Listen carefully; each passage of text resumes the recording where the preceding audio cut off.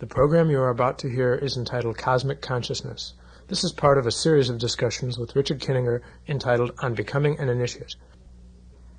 Cosmic consciousness is one of the prerequisites for initiation into a brotherhood. Cosmic consciousness is the combination of mystic awareness and self-controlled clairvoyance. Self-controlled clairvoyance is the egoic ability to consciously see, at will, the astral and etheric planes of existence while you are awake in physical incarnation. Of course, your mind is readily able to always perceive these two upper planes of existence when you are discarnate or when your mind functions separately away from your physical body during sleep. Mystic awareness is the neural recombining of several basic functions of the brain, which usually remain non-conscious, into an expanded, unified consciousness, and this state can be sustained only for short periods of time. This unification brings you in touch again with those centers of the brain that you primarily used as a child. Some of the brain ESP that a child has, plus his subconscious telepathic ability, is brought into conscious awareness by the mystic. These childhood functions arise from the archaic brain, which consists of the stem, medulla, and pons. The cerebellum is also brought into play during the mystic experience. This large area of the midbrain is uniquely capable of magnetic induction of electrical current in its internal circuitry because of the way its nerve tissues coil around each other. This unique characteristic of the cerebellum allows it to function more like an analog computer as compared with the simple digital circuitry of the cortex, which depends upon linear synaptic connections. The archaic brain, the cerebellum, and the cortex are all combined by the mystic so that he can reprocess information which is already contained in his brain's memory and experience. This combination does not give him the power to perceive other planes of existence. This new interconnection, which is latent in all persons over 28 years of age, occurs through the midbrain's complex of circuits that normally link all areas of the brain and draws the limbic system, the pleasure processing areas, and the thalamus, the emotion and feelings center, into the experiences of mystic awareness since they are part of the midbrain's neural circuitry. Bringing all three major brain centers into conscious awareness, even if only for a period of, say, 30 seconds to 5 minutes, is a profoundly beautiful and awe-inspiring experience that a mystic finds immensely pleasurable, expansive, and educational. The violet screen meditation can serve as a way for your egoic consciousness to be in touch with and directly use the more elementary parts of your brain to the furtherance of possibly achieving mystic awareness. The meditation diminishes the busy internal dialogue going on inside your adult cortex whenever you are awake.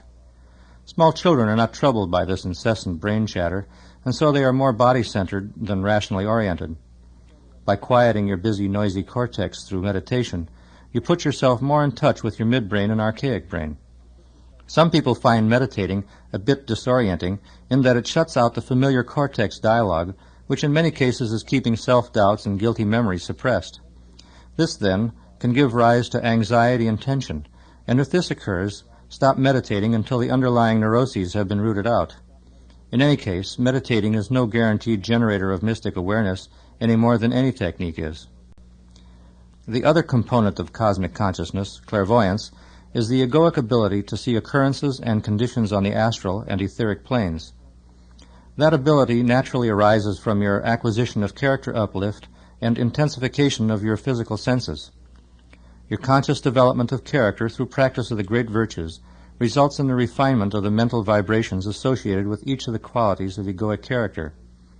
Reduction of the lower vibrations associated with base thoughts and attitudes, plus the increase in higher vibrations associated with virtuous living, bring you more en rapport with the higher planes of existence upon which your vital body and astral body always are functioning.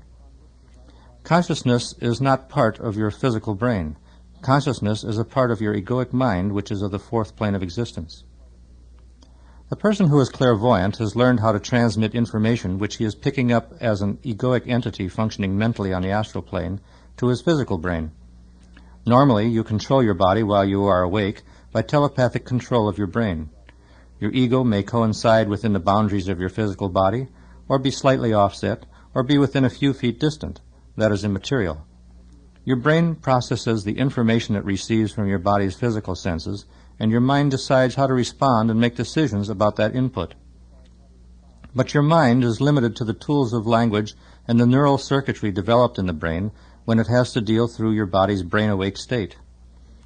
Moreover, we all are limited by the cultural beliefs imbued by our society's philosophy and mythology through language and by cultural expectations of what is possible for a human being. This powerful conditioning is difficult for your mind to override. The physical brain, then, is hard for the mind to teach. The brain is totally impossible for the mind to teach when it is dissociated from the body during the sleep state. Déjà vu is a short flash of a future event perceived during the twilight stage of sleep upon awakening. This perception occurs when the ego is called back to waken the body, and the brain is impressed with some information of future events being perceived by the ego at that moment. So-called astral travel is a situation where your ego transmits to your brain its experiences while functioning on the astral plane from as far away as the other side of the world, while also keeping the body in a semi-awake state from that far distance by your mind's usual telepathic control. The brain and body do not take an active part in clairvoyant activities, but the brain of a clairvoyant has his egoic perceptions impressed on it so that these become a part of his brain memory and awareness. Clairvoyance is strictly a power of the egoic mind, just as seeing the astral auras of other people is a mind-to-mind perception, egoically recorded on a brain's consciousness. A clairvoyant whose eyes are blind sees auras perfectly well. The decarnate ego deals with other egos in just this way all the time without having any brain to get in the way. The whole trick of clairvoyance is to record the astral events and impressions detected by your ego onto your physical brain. Fortunately, this tends to occur spontaneously and safely upon your acquisition of virtue and refined character. As you continue in your practice of the 12 great virtues and intensification of your physical senses, you may begin to experience spontaneous glimpses of astral phenomena. Perhaps at first you will see the vital body of an animal or tree, or the astral aura of a person. As you keep up your progress in character growth, these experiences will become more regular and eventually be subject to your control. Interestingly, people who are not disposed towards religion, or who belong to churches which do not recognize the real nature of the place of afterlife, will tend to suppress a first experience of spontaneous clairvoyance. They might think that they are losing their minds. The person may dismiss the experience as a freak hallucination and hope that it will go away and never happen again. You may initially perceive something of the astral plane in one of several ways. You may see it, clairvoyance, or hear it, clairaudience, or even smell it. Or perhaps you will experience very strong hunches or premonitions which seem to be consistently correct. The manner in which you perceive the astral plane is going to be influenced by what your preconceived ideas of it are. There are reputed shortcuts to becoming a clairvoyant which claim fast results. Generally, these alleged accelerated systems involve mediumship, desynchronizing the chakras through breathing exercises, reducing the threshold of one's natural resistance to takeover of one's brain by lower entities by alkalinizing diets to under-oxygenate the brain, or out-and-out witchcraft, which is an alliance with an evil entity who can induce astral-like visions. While it is too likely that these systems will work, they do not represent any real personal advancement. There is also the high probability that the practitioner will be ensnared by lower entities. The net result of trying to project one's awareness into the higher planes without having first elevated one's spirituality is usually insanity. Any exercise which attempts to prematurely project you into astral perceptions opens up your brain to possible telepathic, hypnotic control by lower entities and even to possession by black mentalists. The Brotherhoods discourage the use of any technique to force clairvoyance. A familiar system most closely akin to the one used by the Brotherhoods for enhancing clairvoyant abilities is referred to as Raja Yoga, the kingly union. The ego is mind, and mentation is the tool for enlarging mind, which indeed is the spirit of man.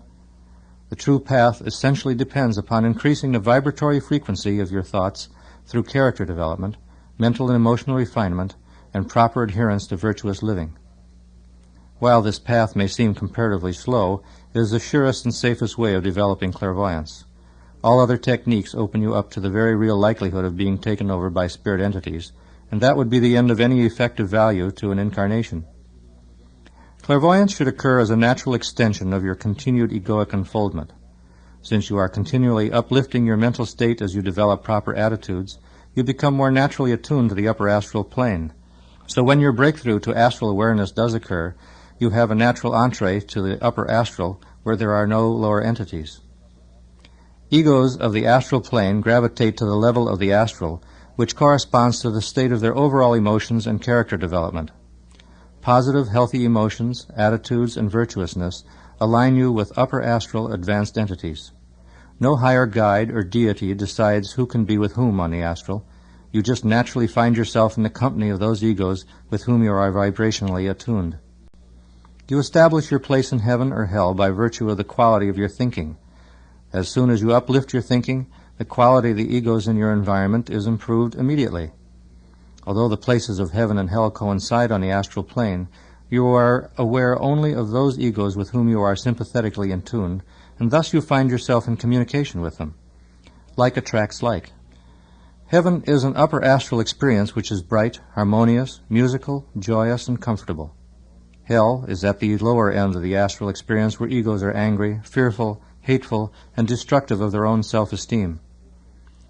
The desire to hurry up the process of experiencing and perceiving astral life is understandable and even commendable, but such desire has led many students of the occult to eagerly rush into the weird and wonderful arena of psychic phenomena.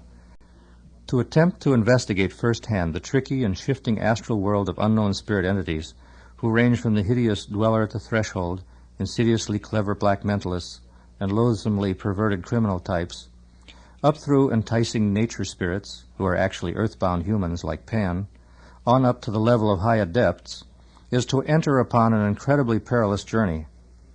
It is the height of foolishness to venture into an area totally unknown to you without having first protected yourself with every bit of egoic advancement you can muster. To pray to Christ for protection and then plunge into the maelstrom of lower astral spirits eager to mislead, obsess, possess, and destroy aspirants to the Brotherhoods is to enter into the very world against which Christ has set up barriers for our safety. If you choose to willfully cross that barrier, you forfeit Christ's protection in deference to your free will intention to override him. But until you are advanced enough to control your environment on this physical plane and have developed your egoic powers, it is an invitation to insanity to play with nether entities on their home grounds. It would be safer to enter unarmed into a wild jungle full of voracious predators for a long, uncharted journey. We have perfect archangelic protection against nether entities, so long as we don't enter into lower astral territory. You need never fear even black mentalists. Only your own fear, anger, or dwelling upon unvirtuous thoughts can give lower entities any inroad to your thinking, for such emotions and thoughts would place you on their wavelength for ready communication. Since the lower astral is closest vibrationally to the physical plane, the average person finds himself projected into the nether realms of the astral upon trying to penetrate the veil to the other side. The protection afforded by natural progression into astral perception resulting from egoic uplift is worth waiting for. Then you can function consciously on the astral plane in a way that does not seem unreal or scary. Your perceptions will then seem as natural extensions of your physical senses of touch, smell, sight, and sound. You can actually assist this development by consciously intensifying these senses on the non-physical, mental level through further training of your brain to be more aware of the information being picked up by your physical sense perceptors. Cultivating your powers of observation will enlarge your whole world. Primitive man survived as a direct result of being sensitive to the slightest scent, rustling sound, and awareness of faint movement in the shadows. Modern man has ears but doesn't hear most of what goes on around him, and has eyes but sees little of what is to be observed in his environment. Such an awareness cuts down on the neurological stimulation and growth of the brain, and thus limits overall intelligence. But more than that, one's senses become so dulled that one lives in comparative isolation and in a half-asleep state. The trained musician perceives a rich tapestry of sounds and rhythms and intricate construction in a masterwork of music, most of which the average listener is unaware. You can train yourself to truly hear just by paying attention. You should become aware of what a person really means through the nuances of his intonation, muffling, and vocal stressing, rather than just listening to the mere words of his communication. After some practice, you can hear a speaker's actual intention, which can be entirely different from what he says. This is hearing with the mind, added to hearing with the ear and brain. Thus begins clairaudience. To seek to hear voices from the astral world, however, should never be attempted. Higher beings will not contact a non-brother in this way, whereas lower entities of all levels seek spirit mediums to allow them influence on the physical plane. In many cases, a person who has successfully opened himself to unknown entities can never again shut off their incessant communication. As you acquired balanced advancement, you will break through to clairvoyance and clairaudience together and be able to detect the auras of the egos you are dealing with, whether incarnate or decarnate, to determine if they are likely to be conveying trustworthy information or misleading garbage. Psychics usually only receive glimpses and unrelated bits of information on the astral, which may or may not be relevant to what they want to see, and such information as they are able to get can rarely be relied upon. A true clairvoyant is actually picking up the vibrations caused by the thoughts of another person's mind. He perceives those vibrations as light in the astral aura around that person's astral shell or physical body. But those lights are really not of the astral plane. They are the clairvoyant's translation of vibrations from the mental plane. The mental vibrations relating to thinking can be heard as if a spoken language. Some persons who have not yet evolved their mental sensitivities to a sufficient degree may only pick up symbolic impressions of others' thoughts, and this is known as clairsentience, which is like receiving a hunch without being conscious of the precise intention of the ego who is being read. Public speakers inspired by another entity and people who have strong, accurate impressions about other people come under this classification. Then, too, there are those persons whose impressions about other people or unseen presences are detected as smells. The Brotherhood's philosophy is entirely practical in its approach, so dabbling in psychic phenomena is seen as pointless even if it is spectacular and sensational evidence of spirit life and intelligence existing beyond the physical. Involuntary and spirit-induced clairvoyance is non-productive and actually fraught with grave dangers. Concentration, observation, and awareness are the keys to controlled clairaudience and clairvoyance. Consciously directing your attention to desirable and worthwhile ends and applying yourself to the steps necessary to acquire balance in all aspects of your existence eventually leads to natural penetration of the astral plane and to useful communication with great egos resident on the upper astral. But all the growth prerequisite to this natural breakthrough cannot be accomplished in a single bound. Patience, persistence, and faithful adherence to principles that enhance your growth as an individual ego and as a valuable member of society are essential for a safe and effective transition to clear sight and clear hearing. Practice of the 12 great virtues for character development incidentally leads to an intensification of your senses because of your need to become aware of what others are really thinking and feeling so you can respond correctly and effectively to them. Clairsentience is the next step up from intuition. One hemisphere of your cortex is capable of arriving at solutions to complicated problems and situations by an unconscious process which takes into account many subconscious observations and data and delivers a horse-sense answer that tends to be correct. And it can do this without going through a logical, step-by-step analysis of which you are purposely aware. This brain ability is intuition, whereas clairsentience relies on your egoic mind. Your mind can pick up information from your own egoic memory, or telepathically from the Akashic record and other attuned minds, or convey that information conceptually without your ever hearing words. The resulting hunches or inspirations are usually correct, but they are hard to distinguish at first from the less reliable brain intuitions. Some people so depend upon their clairsentience that another entity will infest that person's thoughts and guide the undiscriminating subject until another entity, in effect, controls that person. Therefore, you should always test your hunches against logical analysis, even though your rational cortex could never have originated the inspirational thought. A person may clairvoyantly perceive egoic vibrations and astral happenings without being able to really understand them or put them into proper perspective so as to know what it all means.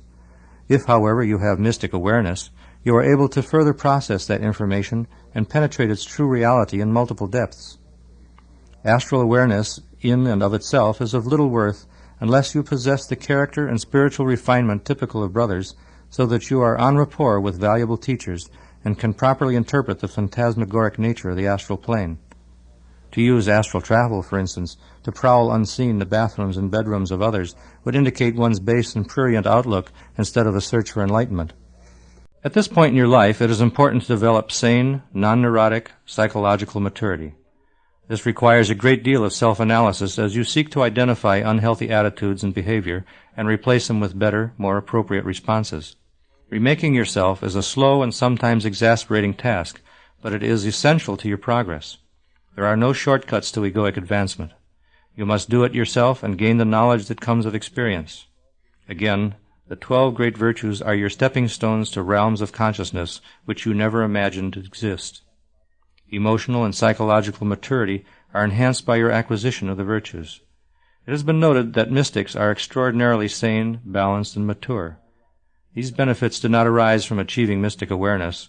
Rather, you cannot achieve the mystic state until you first become sane, balanced, and mature.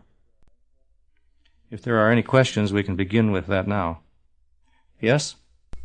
I'm under the impression that a controlled clairvoyant can perceive other people's emotional states, but not necessarily their thoughts.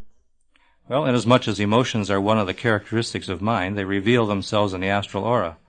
The genuine clairvoyant is also able to pick up the thoughts of the subject via telepathic clairaudience. Is telepathy the same as clairvoyance?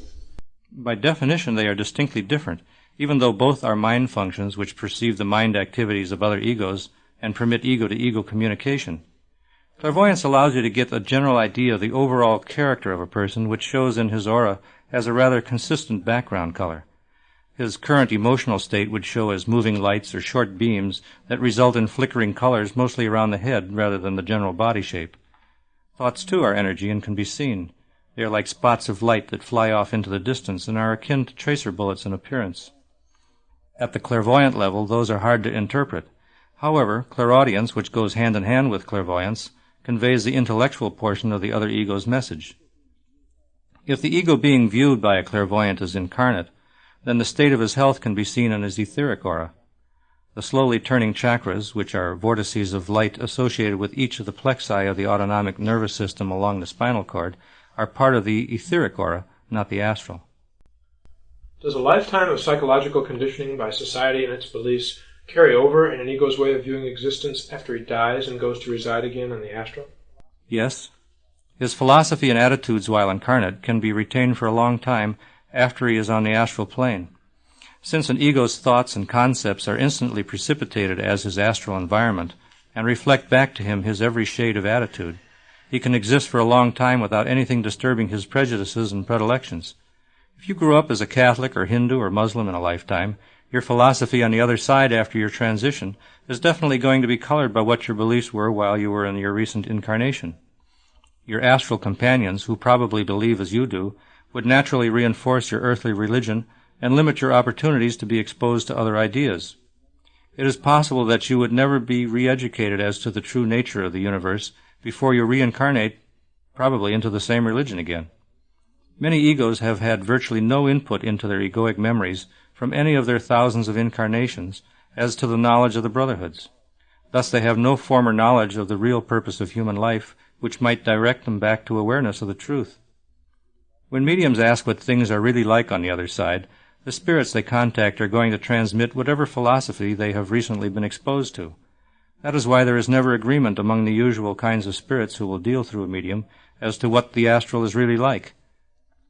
Brothers and advanced egos never endanger an incarnate person by taking control of his brain to use him as a medium, even though that person is foolish enough to offer his brain for that purpose.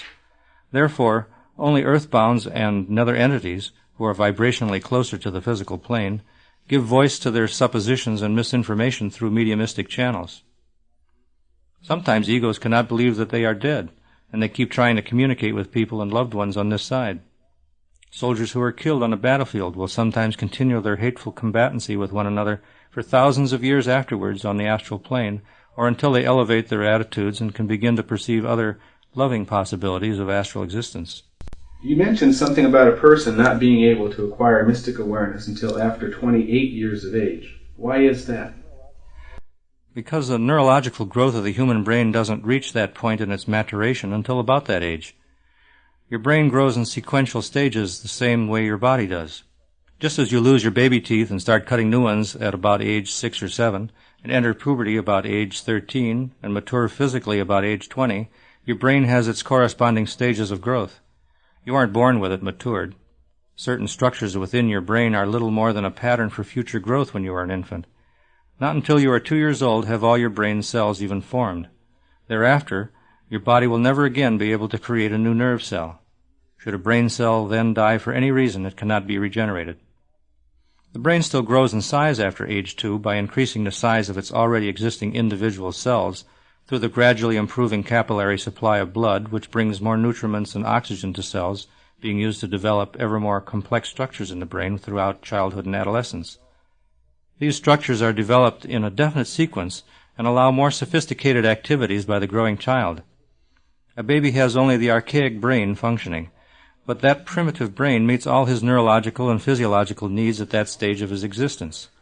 It also affords his ability to bond with his mother at birth and thus provide a telepathic communion between them by which mother can read his every need and baby is in thorough touch with the only part of his world that matters then, his mother. The child's midbrain develops in proper time to have him creep and later learn eye, hand, and physical coordination through running, climbing, and general play. About age 7, his cortex begins to be brought into full functioning, and it gradually dominates the individual's life through its intellectual activities. At about age 15 to 17, the egoic mind begins to dominate the growing intellect, and the age range for this to occur is determined by the appropriate physical structure within the brain maturing neurologically at that predetermined stage of growth. The brain finishes its maturation at about 35 years of age, and the neurological structures necessary for the latent possibility of the mystic state finish out at around 28 years. Does that mean a person couldn't become a member of the Brotherhoods before he's 28 years old? Yes, except for a high adept who incarnates his last time to become a master in a lesser brotherhood. Jesus, for instance, became a master in his early 30s. What normally comes first, mystic awareness or clairvoyance? Controlled clairvoyance usually comes to a person first. However, scientists who have penetrated into mystic awareness have not approached any kind of clairvoyance at all. Is achieving mystic awareness a conscious achievement, or is it something that just happens, or what? Nobody really knows precisely a good method to make it occur. There isn't even anything close to a guaranteed formula. People can study all kinds of techniques to become mystics and yet never make it in their whole lifetime. The likelihood of not making it after all that effort is far greater than being successful. Some people have achieved it without ever consciously trying to become mystically aware. At least 2 theoretical scientists, Dirac and Einstein, were mystics. They had to be in order to visualize and perceive the structure of the universe the way they have. They both also exhibited the concomitant characteristics of being very humane, very emotionally mature. Is there any kind of astral experience that you have with your partner during sexual intercourse? Whatever lights you may see or bells you may hear are purely subjective.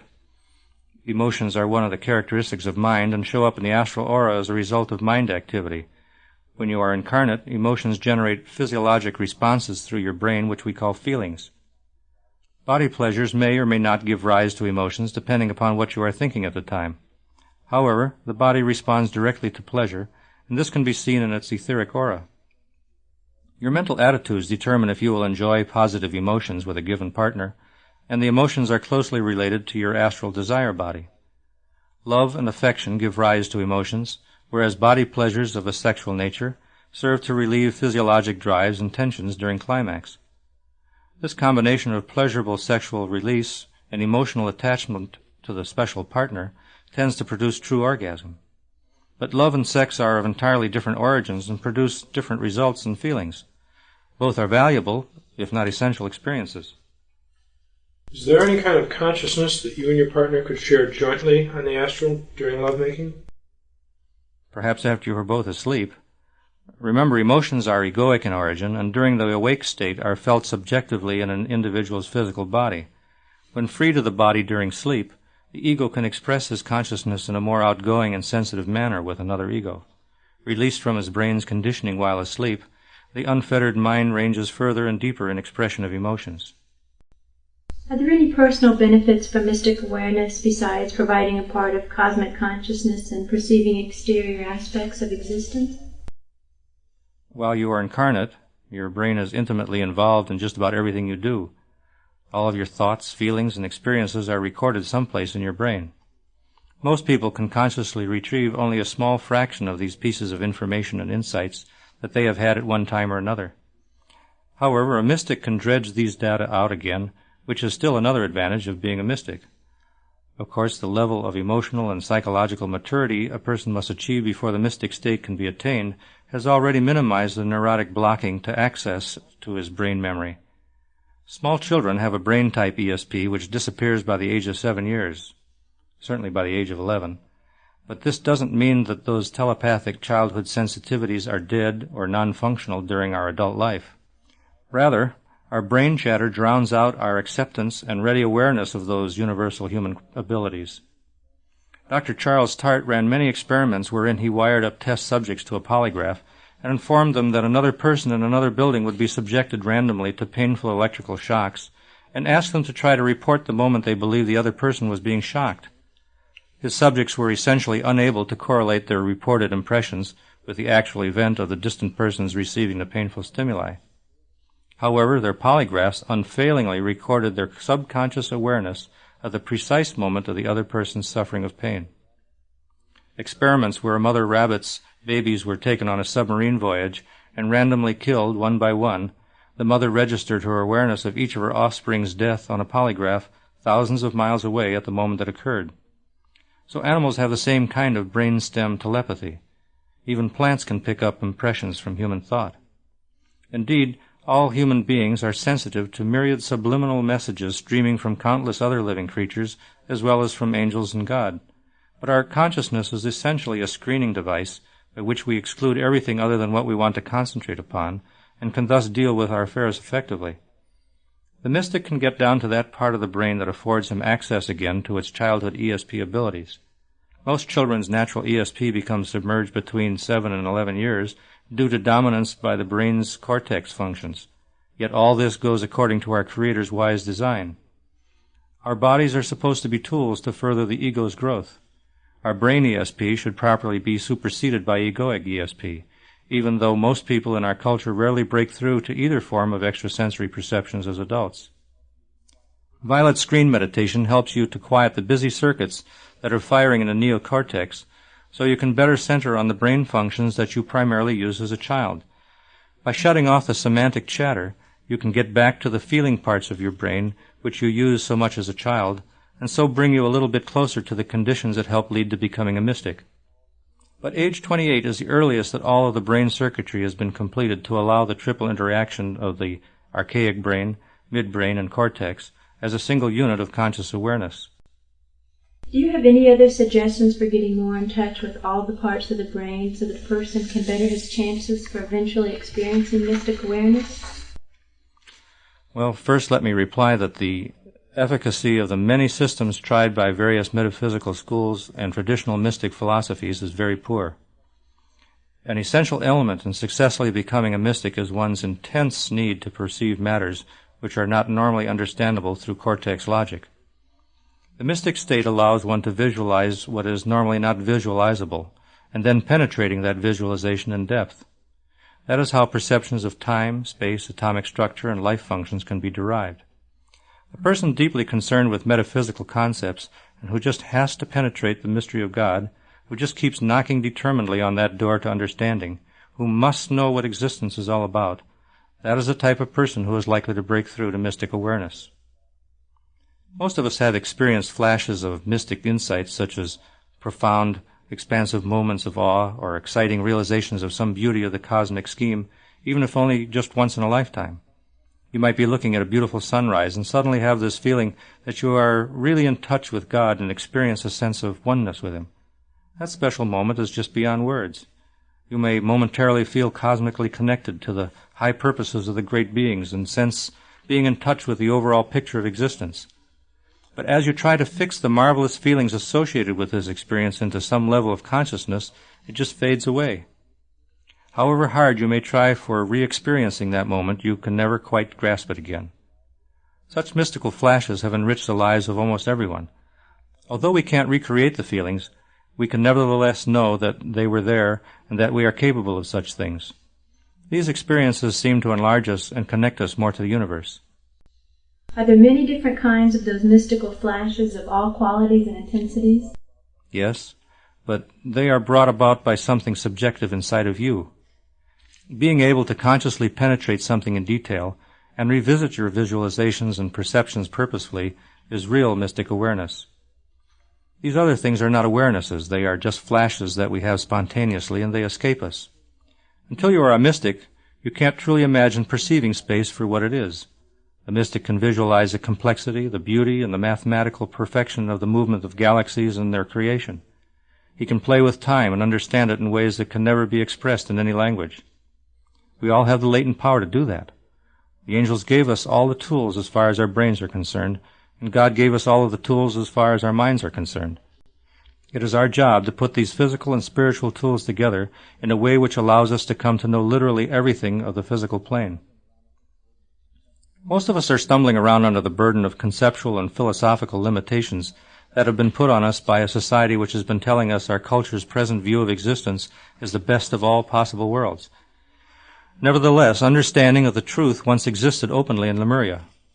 Millions of egos made it to mastership then, and most of us in this room had the same information available to them in that culture. The Lemurian culture didn't dominate and mislead us and cause us to be afraid and inhibited when there is no reason to be. We are looking forward to the return of such a society, but we have to create it and preserve it. We are learning in STEL how to make mothering perfect and provide children with brain-growing stimulation that is totally natural, and we are developing a school system that really educates. For the first time in 26,000 years, we will be able to take the advanced technology that we have today and put highly intelligent, happy, non-aggressive, natural human beings to work with that information and come up with a new Lemurian society where man controls himself and makes his technology perfectly in tune with nature's ways. That, in a nutshell, is the Brotherhood's plan, as devised by Christ, for mankind. Yes? Are auras translucent, or are they ever opaque? You always see other things through them. Remember, clairvoyance is a mental perception, and you are perceiving the other person's radiated vibrations in a mental way. Unless there is an ego around to sense those vibrations, there is no actual light. Auras can't be photographed or seen with physical eyes because there are no photons involved. However, every living creature emanates energies specific to its species and impresses that emanation with its unique individual signature. These, oddly enough, can be recorded on photographic film in a way other than photographically, and there are many natural ways by which vital and mental energies are recorded in nature. You were talking about people doing astral travel before they have become egoically advanced and without having had any training, so they can run into problems that they wouldn't know how to deal with. But isn't everyone naturally protected when he's asleep? Yes. You become vulnerable to exposing your brain to other entities by entering into a semi-trance state. What you do when you are trying to astral travel is get your egoic self to mentally project information back to your brain while at the same time keeping your body in a somewhat conscious condition from a distance. That semi-conscious brain state allows other intelligences to do the same thing with your brain and add their own input. That is where the danger comes in.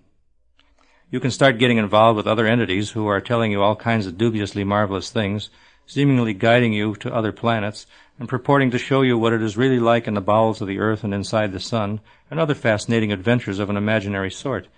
And whatever images and scenes they contrive and project into your brain is a pseudo-reality that you are picking up. It all gets recorded on your brain, and you are persuaded by its realness to believe it is reality. After all, what kind of discriminating criteria do you have to distinguish fact from fallacy? I believe that is all we have time for, so we will bring this session to a close. Thank you.